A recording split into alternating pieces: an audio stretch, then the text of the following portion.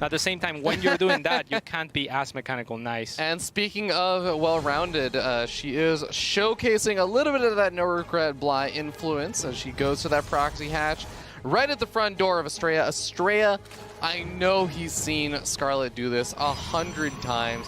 He knows that she loves doing these kind of things, and I'm sure he's thought of his reaction to doing this. I'm sure he's faced off against this kind of stuff from Scarlett before. So what is it going to be?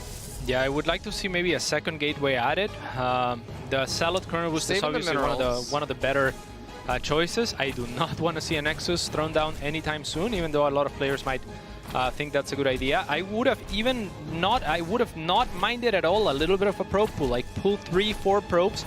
You don't have to pull a lot of probes, and again, I'm gonna reveal some secrets about proxy hatching here, but most players will pull enough probes that the hatchery doesn't finish. What you want to say to your opponent is, I'll pull enough probes that your hatchery barely finishes, so now you have to make the choice between do I let it finish and let it die like right after it finishes, and that's not the choice anyone wants, so they'll end up canceling anyway, and you won't lose as much minerals, as much money. One more pylon to wall off. No, he's actually just going to go for the shield batteries. The pylon's going to buy a bit of time. The Zealot is going to now be accompanied by the Adept, and yeah, I was thinking that maybe he was saving up for like a Robo or something here, but just the shield batteries and saving up a lot of minerals and gas. There's the Robo. Okay. Yeah, he needs a Robo and Immortals if he's going to be going against a Spinecrawler Rush. That's for sure. A Spinecrawler Rush quite a bit.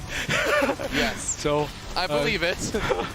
He definitely have to be on the lookout for that. Shield batteries will buy a lot of time, but the Spines will eventually start working on the wall off. Now it is what is the opposite of a blessing in disguise? A curse in disguise. Oh, a curse in disguise.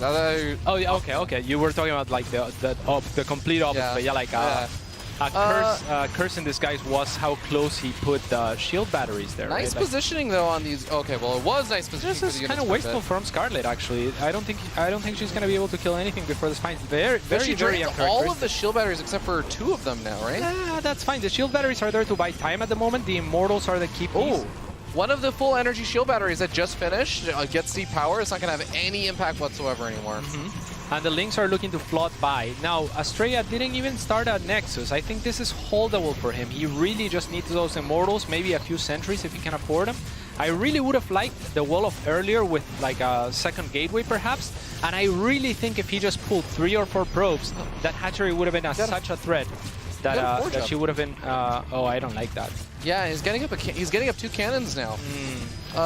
So he is almost going to be able to hold that position. Force field. Yeah, the force field comes out. A few Lings did get in though, and this is going to be problematic. Okay, no, not too many Lings actually get in. Yeah, the Cybercoal will fall. That's a little bit of a problem, but he wants to be investing into Immortals as much as he can. I really don't like the cannons. There's already these Spines. And Lings and Queens potentially are not, particularly bad against the cannons. And there's an entry cost to the cannons, which is in the Forge, right? So, yeah, not the biggest fan for sure. Now, Scarlett only did make 3 Spines, and in this case, the cannons could be all right, because they have to uproot. All of the pylons, okay, well, it doesn't matter, though. We're going to see the Lings just come flooding on in. They do manage to sneak on through. The shield battery is going to continue to heal up one of the sentries. Force field does get thrown down and actually protects that Immortal really, really well. The cannons are actually ending up being pretty helpful here. The Immortal focusing down the Spine. He does manage to kill that off. Does he have enough behind this? There's no more Immortals coming out. It's just the sentry. Yeah, it looks pretty dire. I mean, you really want a few more... Yeah, Overlord speed definitely going to keep her in the know, and shouldn't lose too many Overlords partially because of that, since it will allow her Overlords to also get out of the way once the Phoenix kind of reveals itself. But Adept makes its way forward, and Neeb's going to get his own scouting information as he scurries around, sees the creep on the low ground for the 3rd base, confirms that he's not about to face off against some crazy 2-base all-in. And there's going to be 2 Adepts. I mean, we've seen that this time and time again. Not the best map for this type of harassment, as he has to shade in before going into the ramp, as opposed to other maps where you can kind of shade in to retreat from the 3rd, or even just get into the 3rd right away. So the Scarlets, the Adepts are going to have a little bit of issue finding that mineral line, and there's actually Zerglings ready. Ooh, yeah, gonna get us around on these Adepts. Almost gets us around on the Adepts. Does get both of them. Yeah.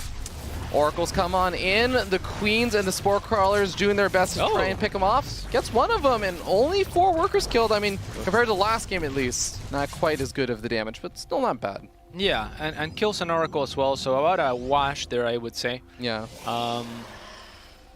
Is that a wash? Well, yeah. Yeah, a wash. Wash is bad. Washy. A little bit. Okay. Always sounds like not exactly a wash. There's lost on Neeb's end of things.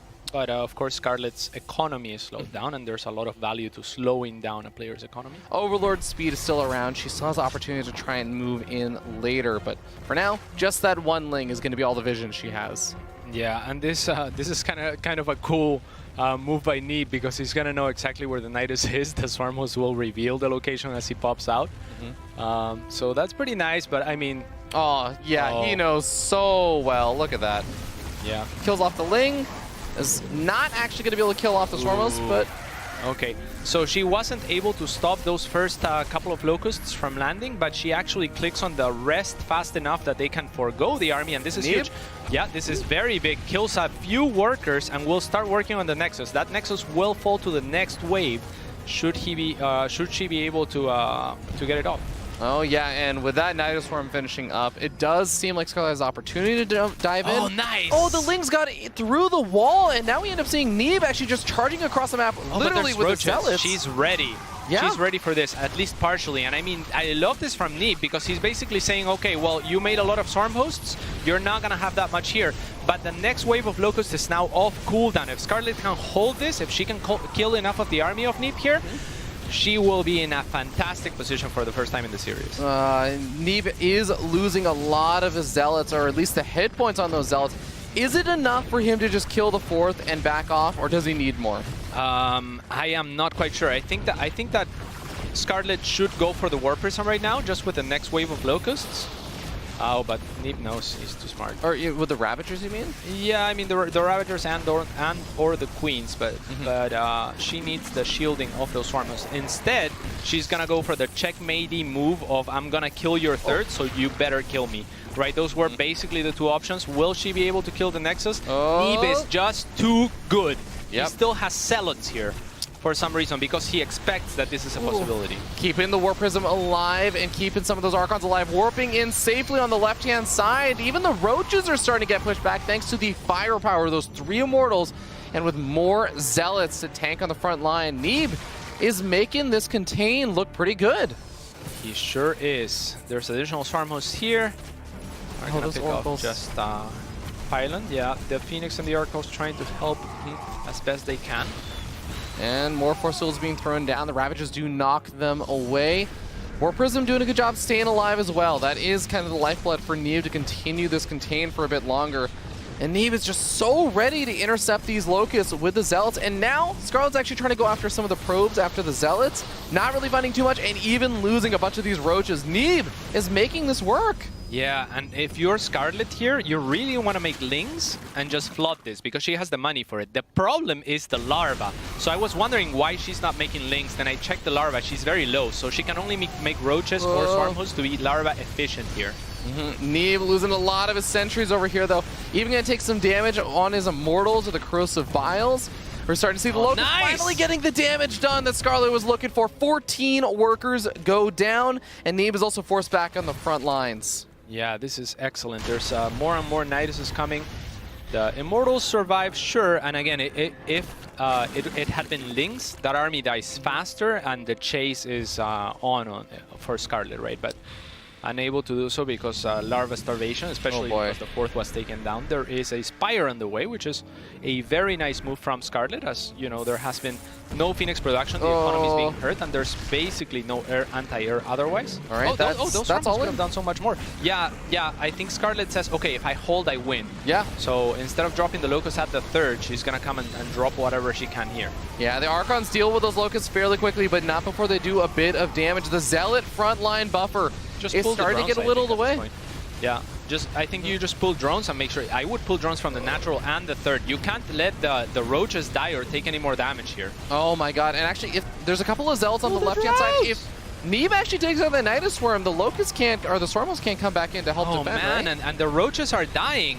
Eventually, she's gonna want to pull the drone, so the earlier the better. I think that this is a very important thing to do right now. And it's just not happening. I mean, Neeb could actually win this game. Yeah, no! He does! Scarlett taps out 111 supply to 80. I can't believe you've done this.